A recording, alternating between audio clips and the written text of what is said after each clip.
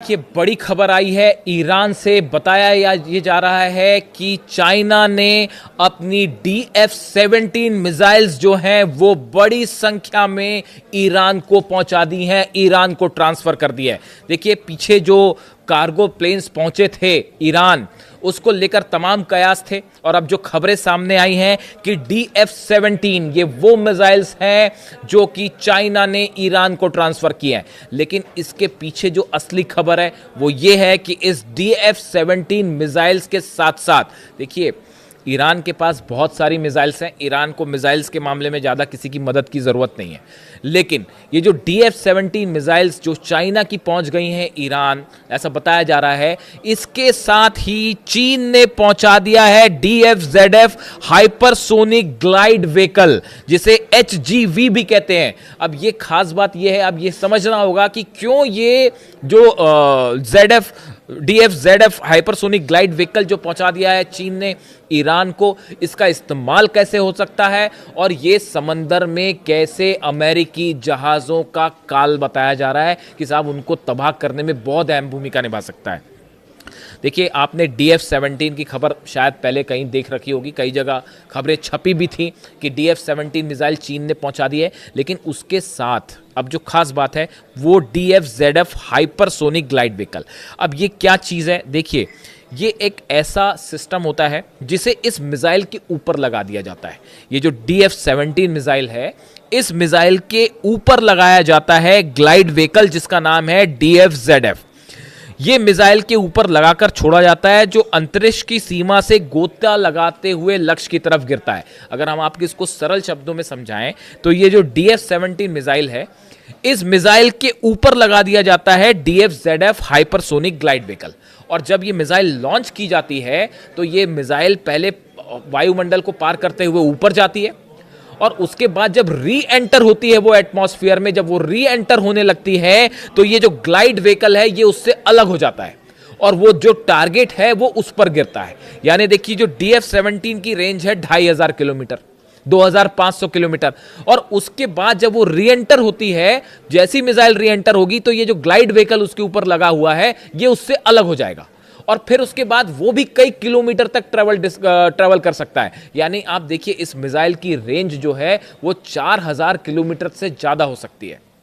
और सबसे खास बात यह है कि ये जो ग्लाइड व्हीकल है ये अपने साथ बड़ी मात्रा में पेलोड यानी कि धमाके करने वाला सामान अपने साथ लेके जा सकता है।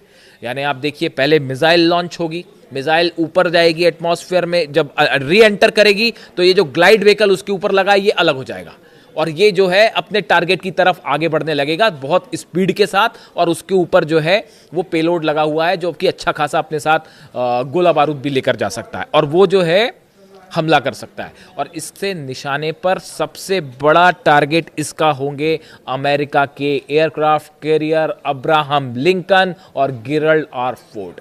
देखिए ये दोनों अब पहुंच चुके हैं। अब्राहम लिंकन तो पहले से था, उसके साथ 9 डिस्ट्रॉयर्स थे जो मदद करने वाले जहाज होते हैं वो है। अब गेरल्ड आर फोर्ड भी पहुंच चुका है और उसके डिस्ट्रॉयर्स भी पहुंच गए।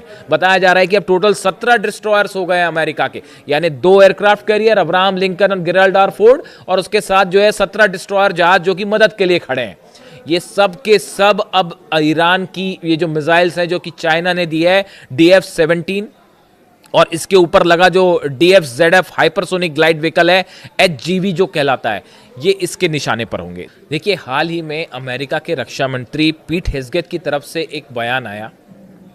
उन्होंने कहा था, करीब 4 दिन पहले उनका ये बयान आया था, उन्होंने कहा था कि चीन की मिसाइलें हमारे एयरक्राफ्ट कैरियर के लिए खतरा है। अब इसी समय ये बयान क्यों आया, देखिए आप समझिए इस बात को। अमेरिका के रक्षा मंत्री ने इस समय ये बयान क्यों दिया, 4-5 दिन पहले का उनका बयान है कि चीन की मिसाइलें हमारे एयरक्राफ्ट कैरियर के लिए खतरा है। इसका मतलब अमेरिका इस बात को जानता है कि चाइना ने अपनी DF-17 मिसाइल सप्लाई कर दी है ईरान को, जिसकी रेंज 2500 किलोमीटर और उसके ऊपर जो है वो हाइपरसोनिक ग्लाइड व्हीकल लगा हुआ है। यही वजह है कि अब तक सिर्फ अब्राहम लिंकन पहुंचने से चाहता तो अमेरिका हमला कर देता, लेकिन हमला नहीं किया। गेरल्ड आर फोर्ड दूसरा एयरक्राफ्ट कैरियर मंगाया गया और हो सकता है तीसरा भी अब पहुंच जाए। और इसीलिए शायद ये खतरा सता रहा था अमेरिका को कि अगर हम हमला करेंगे तो ये जो मिसाइल्स हैं, खास तौर पर जो एयरक्राफ्ट कैरियर को निशाना बनाने के लिए भेजी गई है, ये हमारे लिए बड़ा खतरा साबित हो जाएंगी। वो फतेह 2 तो है ही, वो फतेह 2 और खुर्रम शहर, वो मिसाइल्स जो हैं, देखिए वो ये ऐसी मिसाइल्स हैं जो सतह से फायर की जाती हैं और जनरली जो है वो इजराइल के अलग अलग शहरों पर गिरती हैं, ज़मीन पर निशाना बनाती है। लेकिन जो जहाज़ को उड़ाने वाली मिसाइल्स हैं, इस पर ईरान ने काम किया बड़ी तेज़ी के साथ पिछले 3 महीनों के अंदर अंदर, और उसका नतीजा ये है। अबू मेहदी मिसाइल के बारे में मैं आपको बता चुका हूँ, उसका जिक्र करने की ज़रूरत नहीं है कि कितनी खतरनाक वो साबित हो सकती है। और अब तो समंदर पे अपने जहाज़ से भी लॉन्च करनी शुरू कर दी है ईरान ने मिसाइल्स, यानी बड़ा खतरा अमेरिका के लिए। और ऐसे में DF-17 का जिक्र हो गया। अब एक और खबर जो है, जो एक्सपर्ट्स से मेरी बात हुई, मैंने समझने की कोशिश की कि भाई अमेरिका ने अपने एक के बाद एक एयरक्राफ्ट कैरियर मंगाते जा रहा है अमेरिका, इसकी क्या वजह है, क्यों दूसरा और तीसरे का भी अब जिक्र हो गया है कि ये क्यों बुलाने पड़े। हमला तो कई तरीके से हो सकता था, इसकी क्या ज़रूरत है। तो एक तो ये था ही कि भाई ईरान की मिसाइल्स बेहद खतरनाक है। बताया ये जाता है कि अगर एक एयरक्राफ्ट कैरियर से हमला होता ईरान पर और दूसरा नहीं आता तो इजराइल को बचाना मुश्किल हो जाता। ये कई एक्सपर्ट्स का कहना है कि ये जो गेराल्ड आर फोर्ड दूसरा एयरक्राफ्ट कैरियर आया है, इसका मुख्य मकसद ही यही होगा कि इजराइल को बचाया जाए ईरान के हमलों से।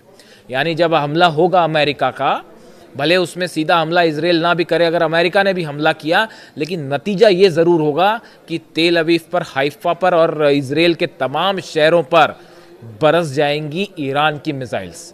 और जैसा बताया जा रहा है कि देखिए अमेरिका की तरफ से जब हमला होगा और उधर से जब मिसाइल्स फायर होंगी, जो कि अलग अलग तैनात हैं, 600 से ज़्यादा जो है मिसाइल्स सिर्फ तैनात कर दी गई हैं, बताया जाता है कि इजराइल को टारगेट करते हुए। तो ये जब मिसाइल्स बरसनी शुरू होगी तो अमेरिका अपनी रक्षा करेगा, अपने एयरक्राफ्ट कैरियर बचाएगा, कि फिर वो जो है अरब देशों के बेसिस बचाएगा या इजराइल को बचाएगा। ये बड़ा मुश्किल पड़ जाती है बचाना सबको, क्योंकि मिसाइल्स तो एक साथ फायर होती, वो मिसाइल्स अमेरिकन बेसिस पे भी एक साथ फायर होती, इजराइल पर भी फायर होती और जितने एयरक्राफ्ट कैरियर है उस पर भी फायर होती। तो कहा यह जा रहा था कि अमेरिका अपनी रक्षा करने में इन्वॉल्व हो जाता और इजराइल को बचाना मुश्किल हो जाता। इस सूरत में इजराइल पर अगर मिसाइल्स गिरती हैं और बड़ी संख्या में एक साथ अगर मिसाइल्स गिरती हैं, खुर्रम शहर 4 और फतेह 2 जैसी मिसाइल्स फायर हो जाएं, अगर 600-700 मिसाइल्स एक साथ अगर फायर हो गई इजराइल पर, इस बार जंग जो है वो एग्जिस्टेंस की जंग होगी। इसलिए इस बार ऐसा नहीं होगा कि ईरान ने पिछली बार की तरह जैसे 100 मिसाइल फायर की थी, एक साथ 600-700 मिसाइल फायर हो गई। तो इजराइल को बचाने के लिए सिर्फ गेराल्ड आर फोर्ड को भेजा गया है, ताकि वहां से जो है पेट्रियट सिस्टम फायर कर करके ईरान की मिसाइल्स को न्यूट्रलाइज किया जाए, वरना इजराइल तो साफ। तो बताया जा रहा है कि जो दूसरा एयरक्राफ्ट कैरियर पहुंचा, इसका मेन मकसद होगा किसी भी तरह से इजराइल की रक्षा की जाए। यानी आप देखिए कितना जबरदस्त खौफ।